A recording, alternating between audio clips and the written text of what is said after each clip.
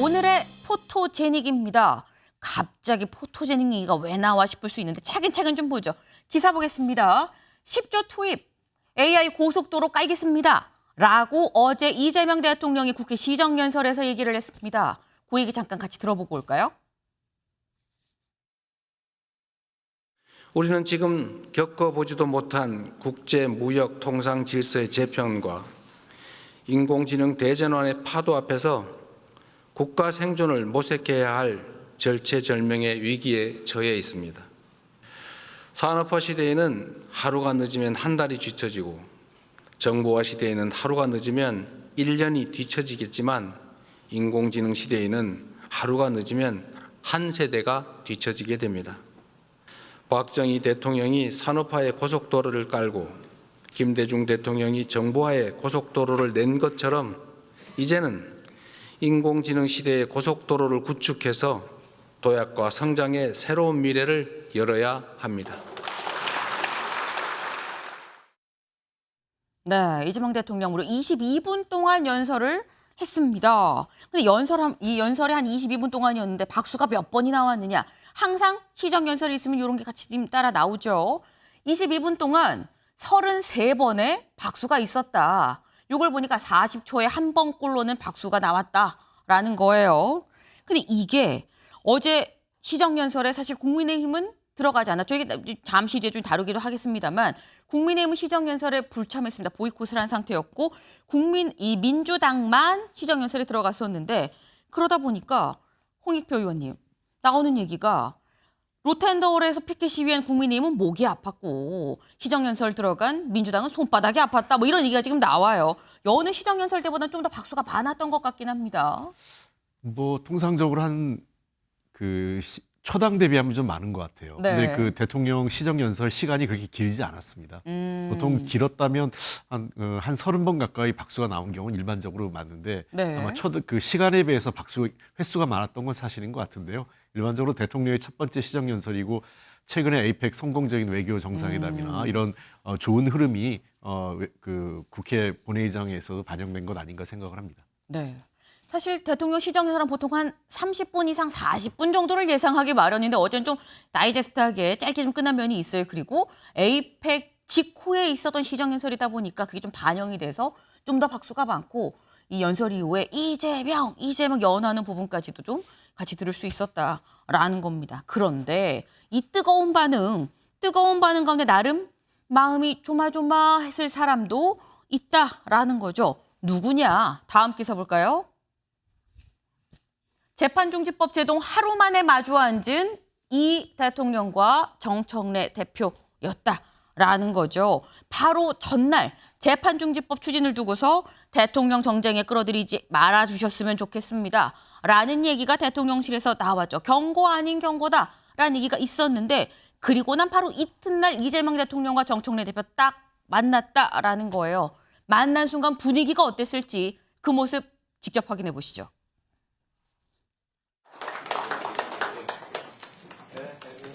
네, 대표님 있으십니까?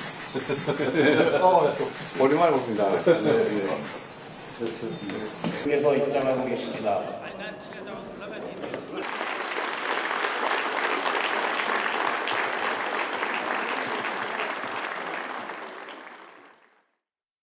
네, 직접 확인해 보셨나요? 이재명 대통령, 예 대표님 하고요. 바로 옆에 조국 혁신당 대표, 조국 대표한테 오랜만에 봅니다. 한 번 더. 그리고 옆으로 넘어갔다라는 거예요. 이건 김철현 위원님. 이게 이 조국 대표가 더 반가웠던 거라고 봐야 되는 겁니까? 정청래 대표가 덜 반가웠던 거라고 봐야 되는 겁니까? 저는 정청래 대표에 대한 불쾌감을 조금 드러냈다고 보이거든요. 지금 대통령께서는 표정 관리하고 애써 웃고 있지만 사실 속으로는 부글부글 끓고 있을 가능성이 크거든요. 왜냐하면 지난 에이펙 회의 때 보면 본인이 어쨌든 뭐 한미 관세 협상도 잘 타결했고 또 11년 만에 시진핑 주석이 한국에 또 국빈 방문도 했고 또 일본의 신임 총리 다카이치 총리하고도 여러 가지 외교적인 성과가 있었기 때문에 아마 그게 끝나고 나면 국민들한테 좀 자랑도 하고 싶고 또 국민들한테 좀 칭찬도 받고 싶었을 텐데 그날 바로 정청래 대표가 박수현 수석 대변인을 통해서 재판 중지법을 내버렸거든요. 그렇게 되면 재판중지법이 나오게 되면 결국은 대통령의 사법 리스크가 재부상하기 때문에 그동안의 외교 성과, 특히 에이펙에서 만들었던 외교 성과가 다 없어지게 되는 부분이 있고, 한편으로 볼 때는 그 대장동 어떤 개발업자에 대한 유죄가 취지가 났기 때문에 그럼 대통령도 여기에 연루된 거 아닌가? 그렇기 때문에 앞으로 무죄라고 얘기하지만 유죄가 아닌가? 그렇기 때문에 재판을 중지하려고 하는 거 아니야? 한 이런 것까지 계속 부분이 있었기 때문에 아마 대통령 입장에서 볼 때는 그런 부분들이 굉장히 좀 불쾌하고, 아마 제가 볼 때는 거의 꼭지가 돌 만큼 화가 났을 걸로 보이거든요. 그다음 아마 지금 정청래 대표 같은 경우에는 그러한 여러 가지 부분들을 알고 로키로 하고 있지만, 아마 대통령 입장에서 볼 때는 그동안은 아무래도 한미 감세 협상이라든가 에이펙 회의가 있었기 네. 때문에 어떤 외교 안보 현안에 집중했다면 앞으로 다시 이제 국내 정치, 특히 아마 정청래 대표에 대해서는 계속적으로 당대표직을 맡겨도 되는지, 그래서 잘못됐다 큰일 나겠다 하는 부분이 있어서 하는 그런 부분에서 앞으로 이제 명청 갈등이 어떤 형태로 이제 표출될지, 아니면 당내 어떤 기강 잡기에 다시 났을지, 이런 부분들 좀 지켜봐야 될 그런 포인트가 아닌가 이렇게 봅니다. 네. 사실 이재명 대통령 입장에서 굉장히 화가 났을 수 있다라는 표현을 하셨어요. 살짝 이 단어에 좀 순화를 좀 요청을 좀 드립니다. 네. 근데 이재명 대통령 입장에서 좀 불쾌했을 수 있는 상황이었다, 상황적으로라는 말씀을 하셨는데, 그런데 조선일보 기사 같이 볼까요? 몸 낮춘 정청래, 에이펙도 시정연설도 A급입니다. 라고 시정연설이 끝나자마자 바로 SNS에 글을 올렸습니다. 그 글 좀 같이 보시죠. 이렇게 올렸어요. 에이펙도 A급이고 시정연설도 A급이요. 이 대통령은 AI 3대 강국의 꿈을 현실로 만들 겁니다. 라고 얘기를 하면서 굉장히 장문에, 저희가 짧게 넣긴 했습니다만 굉장히 장문의 글을 어제 오전 10시 43분에 올렸습니다. 네. 이 글이 올라온 시각을 저희가 콕 집어서 얘기를 하는 이유가 있죠. 조현선 변호사님. 사실 이 글이 올라온 게 10시에 시정연설 시작 예정이었어요. 근데 예정보다 한 번 1, 2분 정도 좀 더 늦게 시작을 하죠. 22분 하고 악수하면서 본회의장 나오고, 뭐 이렇게 저렇게 따지면은 거의 뭐 본회의장에서 장문의 글을 써서 끝나자마자 바로 전송 올린 거 아니야? 라는 생각이 들긴 들거든요. 정청래 대표의 경우에는 뭐 평소에도 SNS를 적극적으로 잘 활용하시는 그런 정치인이시기도 하시죠. 네. 그렇다고 한다면 무슨 지금 명청 간의 그런 갈등이 불거지고 있는 게 아니냐는 그런 여러 가지 시선이 있다 보니 아마 그런 시선을 불식시키기 위해서라도 그런 SNS를 작성을 했을 수도 있다는 생각이 듭니다. 네. 저는 명청 갈등설이 굉장히 과도한 프레임이 아닌가라는 생각이 드는데요. 정청래 대표의 경우에는 지금도 이재명 대통령과 수시로 소통을 하는 것으로 알려져 있습니다. 그만큼 당정 간에 어떻게 보면 꾸준한 그런 소통과 협의가 진행이 되고 있다는 말씀을 드릴 수가 있는 것이고요. 네. 어떻게 보면 지난 윤석열 정부에서는 국민의힘과 수직적 당정 관계의 모습을 보여주지 않았습니까? 그런 것들을 비판했던 민주당이라고 할 수가 있습니다. 그렇다고 한다면 적절한 시점에서는 당정 간의 일정 부분은 간의 그런 견해 차이도 충분히 있을 수가 있는 부분이고요. 이번에 일명 국정안정법, 재판중지법의 그런 것의 경우에도 선회하자면 이재명 대통령에 대한 국정을 안정시키기 위한 그런 방법으로 하나의 방편으로 형사소송법 개정안을 추진했다고 볼 수도 있는 겁니다. 물론 대통령실과 민주당 간의 그런 입장 차이가 있었기 때문에 결국에는 조율 끝에 추진하지 않는 것으로 정해졌지만 이것을 가지고 당정 간의 그런 갈등으로 분류하는 것 자체가 저는 좀 지나친 게 아닌가 생각이 듭니다. 네, 뭐 당정 갈등, 명청 갈등, 이제 갈등 어떤 프레임으로 가는 것 자체가 좀 과한 시각이다라고 말씀을 하셨어요. 그러면서 원래 정청래 대표가 SNS에 글을 많이 올리고, 그리고 뭐 한간의 이런 시선들을 좀 아예 그냥 불식을 시키려는 생각에서 A급입니다라고 바로 즉각적으로 올린 거 아니겠느냐라는 건데, 사실 기자들이 어제 시정연설 끝나고 정청래 대표 나오면 물어보려고 앞에서 대기를 좀 하고 있었습니다. 근데 이 정청래 대표 나오기가 무섭게 바로 화장실로 들어가더라라는 거예요. 그 모습 잠깐 같이 보실까요? 재판중지법 철회됐는데 이에 관련해서 한 말씀만 좀 부탁드립니다. 네. 그럼 혹시 섭섭함 대통령님께 좀 어떤 아니. 감정이라도 좀 있으신가요? 어이구 다칩니다. 어이구.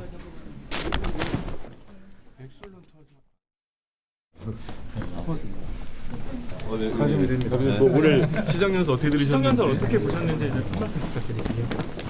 대변인께서 하시겠지 뭐. 국민의힘 불참에 대해서 어떻게 생각하셨어요? 그 재판중지법 관련해서 대통령께서 정쟁 끌어들이지 넘어져. 조심하세요. 네, 기자들이 계속 따라붙으니까 화장실까지 들어갔는데 끝나고 나올 때까지 계속 기자들이 기다리고 있었습니다. 그래서 대변인이 하시겠죠. 예. 넘어지니까 조심하세요라면서 말을 아끼면서 딱히 얘기를 하지 않는 정청래 대표의 모습이었습니다. 그런데 정청래 대표 SNS에는 글을 또 올렸어요. 희정연설도 A급이다 말고 하나 더 올렸습니다. 같이 볼까요? 제목하여 오늘의 포토제닉이다라는 거죠. 그래서 이재명 대통령과 밝게 웃으면서 악수하고 있는 정청래 대표의 악수하는 모습 이걸 딱 올리면서 오늘의 포토제닉이다라고 이 얘기를 했다라는 거죠. 송영훈 변호사님, 오늘의 포토제닉 동의하십니까? 정청래 대표의 불안한 위상을 보여주는 사진인데 왜 저것을 정청래 대표 스스로 오늘의 포토제닉이라고 올렸는지 저는 잘 이해가 안 됩니다. 왜냐하면 저 사진을 보면은 이재명 대통령이 정청래 대표와 눈을 마주치고 있지 않잖아요. 이재명 대통령은 정면을 보고 있고 네. 정청래 대표가 옆에서 쳐다보고 있는 사진입니다. 즉 대통령이 집권 여당 대표와 눈을 마주쳐주지 않는 겁니다. 그런 더 좋은 사진이 있었으면 정청래 대표가 그 사진을 골라서 올렸어야 맞죠. 지금 저런 상황이 된 것은 정청래 대표가 이재명 대통령을 곤란하게 만들고 위험하게 만들었기 때문입니다. 곤란하게 만드는 것은 어떤 것이냐면 지난주 금요일에 대장동 일당, 유동규 씨, 김만배 씨 등등에 대한 중형이 선고된 1심 판결이 있었죠. 그 직후에 민주당이 갑자기 재판중지법을 더 밀어붙이겠다고 하고 나왔습니다. 네. 그러면 국민들께서 보시기에는 과거 이화영 씨의 대북송금 사건에서 그 변호인들이 이화영의 유죄는 이재명의 유죄다라는 워딩을 썼던 것처럼 이 대장동에 관해서도 김만배, 유동규의 유죄는 이재명 대통령의 유죄다라는 말을 떠올리게끔 만든 겁니다. 그래서 곤란하게 만든 거고 또 하나는 이 재판중지법은 위헌입니다. 왜냐하면 헌법 84조의 소추에 재판이 포함된다고 한다면 법원이 공판 기일은 물론이고 공판 준비 절차도 할 수가 없어요. 그런데 지난 7월 1일에 그 법인카드 사건의 공판 준비 기일을 수원지법이 열었고 네. 7월 22일에는 대북송금 사건 공판 준비 기일도 열었습니다. 즉 법원은 대통령이라도 이미 피고인이 되어 있으면 재판할 수 있다고 보고 있는 거예요. 그런데 저는 위헌적인 법률을 밀어붙이면 나중에 대통령이 그걸 셀프 공포했을 때는 탄핵 사유도 될 수 있는 위험이 있습니다. 그런 위험을 초래했기 때문에 이재명 대통령으로서는 정청래 대표에게 마음을 줄 수가 없는 것이죠. 그러니까 정청래 대표도 저렇게 오버하는 행동을 하고 있는 겁니다. 네. 지금 사실 어떻게 보면은 이 정청래 대표 이 사진 말고 딴 거 올릴 걸 하고 생각하실 수도 있겠다라는 생각이 좀 듭니다. 홍익표 의원님, 지금 말씀은 정청래 대표가 이재명 대통령과 마주보고 환하게 웃는 사진이 없으니까 저걸 올린 거 아니냐, 오히려 악수다라는 취지로 말씀하셨거든요. 어떻게 보십니까? 글쎄요. 뭐 제가 그 정청래 대표도 잘 알고 이재명 대통령도 아는데요. 네. 두 분 사이가 이런 문제를 갖고 뭐 틀어지거나 금이 갈 사이가 아닙니다. 진짜 제가 알기에는 이재명 대통령이 대표 시절에 네. 그리고 그 이전에 정치 시절에 가장 어려울 때 누구보다 제일 먼저 도와준 사람이 바로 정청래 대표였어요.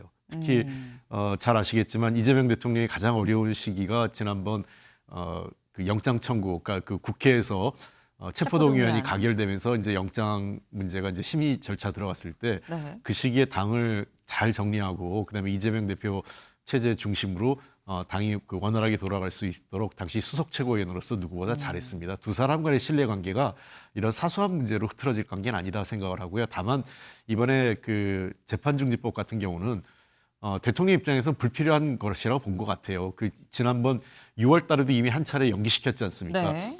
당에서 사실 이게 좀 그 본회의의 계류 중인 법안입니다. 언제든지 통과시킬 수 있는 법안인데요. 그 당시에도 이미 그 법원에서도 헌법 84조에 의해서 재판 절차를 거의 중지시켰습니다.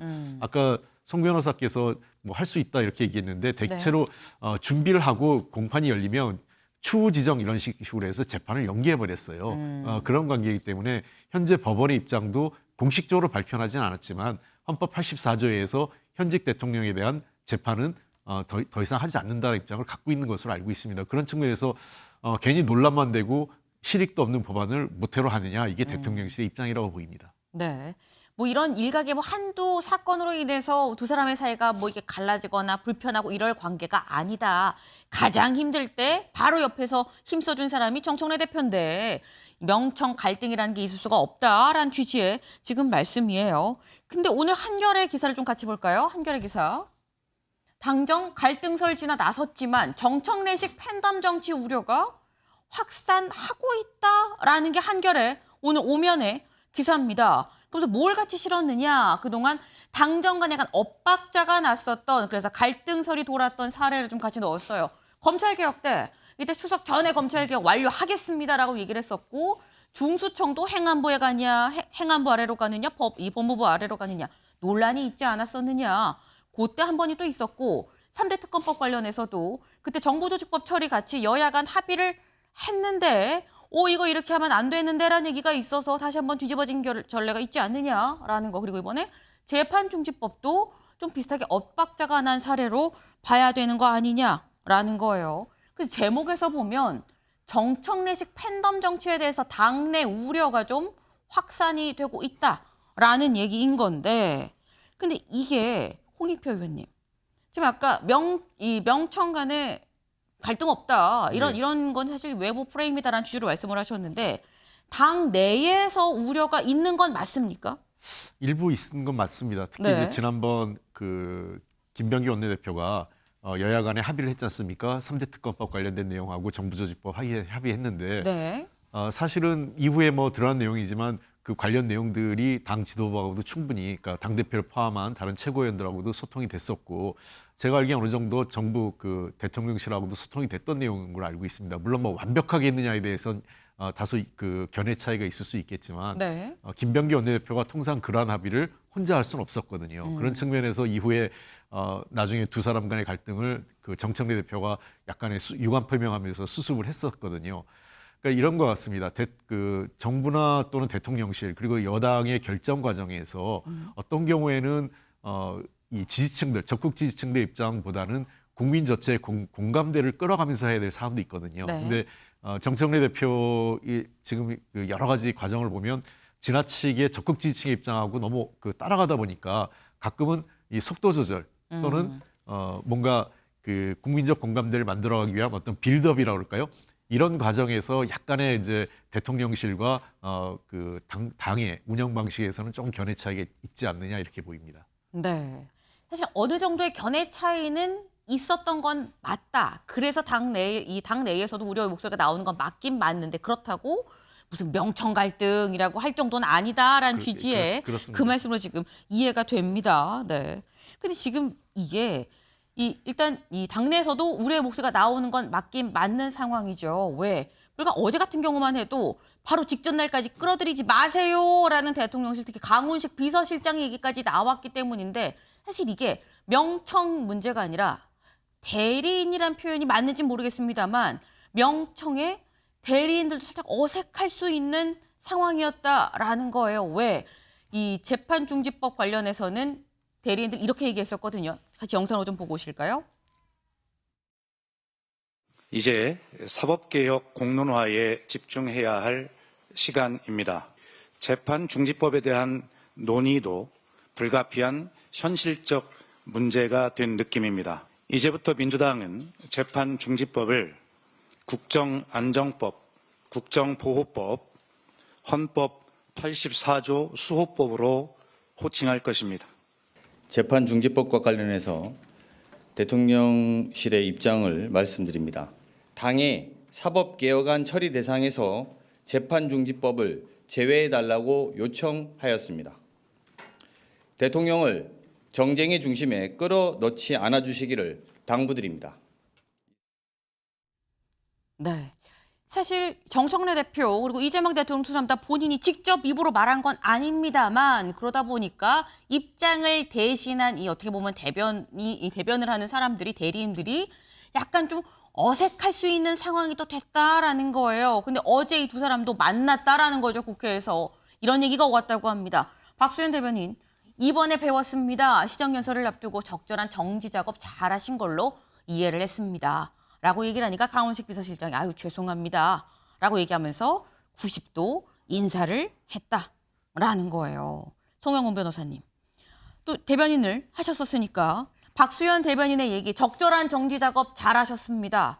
이거 뼈가 있는 겁니까 없는 겁니까? 당연히 뼈가 있죠. 그러니까 박수현 수석 대변인은 당의 입장을 대변해야 되는 입장입니다. 그렇기 때문에 이 재판중지법을 민주당이 밀어붙이려고 했던 것 자체는 잘못된 것이 아니다. 다만 대통령실에서 제동을 건 것은 시정연설을 해야 되니까 일시적인 환경을 위한 정치작업으로 이해한다라고 하는 함의를 담아서 이야기한 겁니다. 그리고 강훈식 실장이 저기에 대해서 죄송하다라고 반응을 했다면 사실 이것도 문제가 있는 겁니다. 왜? 앞서 말씀드렸듯이 이 재판중지법은 헌법상 근거가 없는 위헌입니다. 대통령 한 사람에 대해서만 재판을 중지시켜야 될 만한 아무런 근거가 없거든요. 그러면은 대통령실의 올바른 입장은 이런 법안을 앞으로 다시는 추진하지 말아달라가 돼야 됩니다. 그런데 일시적 정지 작업으로 이해한다는 취지의 발언에 대해서 죄송하다라고 이야기했다면 결국에는 대통령실, 나아가서 이재명 대통령도 근본적으로는 저 법안 자체를 반대하진 않는다. 즉, 내 재판이 법률적으로도 명시적으로 중지됐으면 좋겠다라고 하는 입장을 간접적으로 드러낸 것 아니겠습니까? 그렇기 때문에 이 장면은 사실 일반 국민들 입장에서 봤을 때는 양쪽이 다 문제가 있어 보입니다. 네.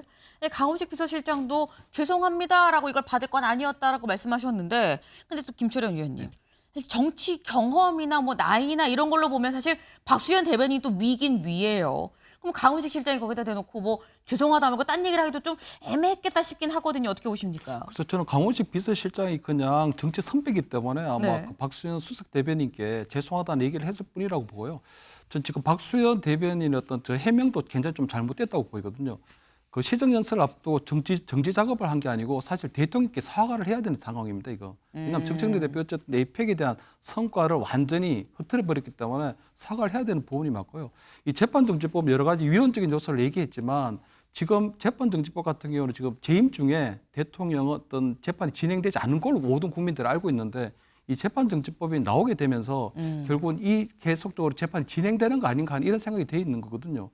특히 아마 저는 민주당이 타이밍을 좀 잘못 잡은 게 뭐냐면 이 재판정지법 같은 경우 법사위 지금 통과돼 있기 때문에 언제든지 본회의에 상정만 하면 되거든요. 예를 들어서 파기된 공직선거법이 만약에 항소심에서 재판이 제기된다거나 그럼 대통령인 이재명 대통령에게 뭐 출석하라든가 그렇게 되면 이 재판중지법을 처리하면 되는데 굳이 에이펙이 끝나고 난 다음에 대통령이 이제는 한 시름 덜고 이제 국민께 좀 칭찬을 받아야 될 그 타이밍에 하필은 이 재판정지법을 꺼낸 거거든요. 그렇기 때문에 저는 정청래 대표가 지금 당장은 아마 제가 볼 때 굉장히 뭐 대통령께서도 속도 조절 얘기해 왔는데 우리가 그 잠시 까먹고 있고 잊어버린 게 있는데 민주당의 아버지는 이재명 대통령이거든요. 그 지난 총선 때 친명 행제가 있고 비명 행사가 있었고 그렇기 때문에 앞으로 지금 제가 볼 때는 아마 정청래 대표가 계속적으로 수평적 당정 관계를 얘기하면서 본인 나름대로의 어떤 정청래 대표 중심의 드라이브를 걸어왔는데 이 부분에 있어서 앞으로 이재명 대통령이 어떤 형태로 이제 제어를 할 건가.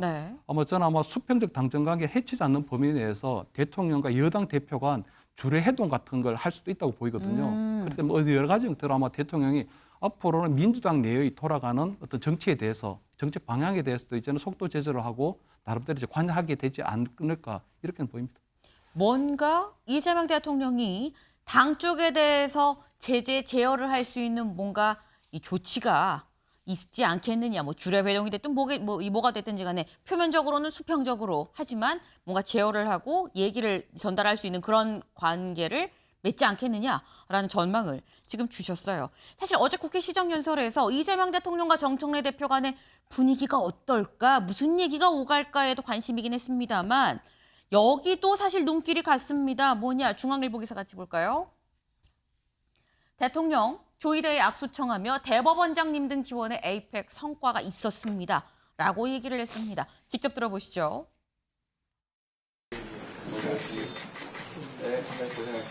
그리고 이번에 정말 국민들의 관심과 협조 속에 에이펙을 잘 치러냈는데 우리 대법원장님을 포함해서 헌법재판소 또 선관위, 감사원, 이 국가기관 기관장 여러분들께서도 많이 관심 가져주시고 지원해 주셔서 좋은 성과를 낼 수 있었던 것 같습니다.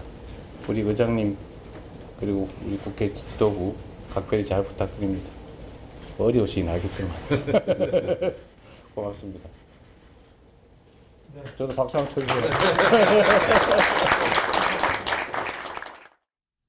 네, 어제 시정연설 전에 환담을 하는 그런 자리, 여기에서 이렇게 얘기를 했죠. 조현선 변호사님. 대법원장님을 비롯한 여러분들의 지원에 에이펙의 성과가 좀 있었습니다. 감사합니다라고 얘기를 했는데 이것도 사실 듣기에 따라선 지금 뭐 대법원장 사퇴 얘기도 나오고 있고요. 사법개혁 지금 굉장히 세게 드라이브를 걸고 있거든요. 듣기에 따라선 뼈 있네? 라고 들을 수도 있어요. 이건 순살입니까? 뼈 있는 겁니까? 글쎄요, 좀 뼈 있는 그런 발언이라기보다는 이번 네. 환담 자리 자체가 대법원장에 대한 그런 호칭을 충분히 사용할 수 있는 자리라고 할 수가 있겠죠. 뭐 대법원장을 제외하고 할 수도 없는 거 아니겠습니까? 당연하게도 오부 요인이 함께 있는 자리였기도 했고 네. 그런 과정에서 나왔던 말이라고 보여지는 것이고요. 지금 이재명 정부와 이재명 대통령실에서 지금 조희대 대법원장에 대해서 뭐 직접적으로 어떤 언급을 한 바도 없습니다. 조희대 대법원장과 관련된 각종 그런 논란과 그런 부분들은 지금 국회 내에서 논의가 되고 있는 부분이라고 하겠죠. 사법부 개혁에 대한 그런 공감대는 형성이 되어 있겠지만 그것을 주도하는 것은 대통령실이 아니라 국회라고 할 수가 있습니다. 그렇다고 한다면 이재명 대통령 입장에서는 조희대 대법원장과 직접적으로 각을 세운다라든가 아니면 뭐 뼈 있는 말을 건네거나 그럴 뭐 처지라든가 그럴 상황은 아닌 게 아닌가 하는 생각이 듭니다. 네.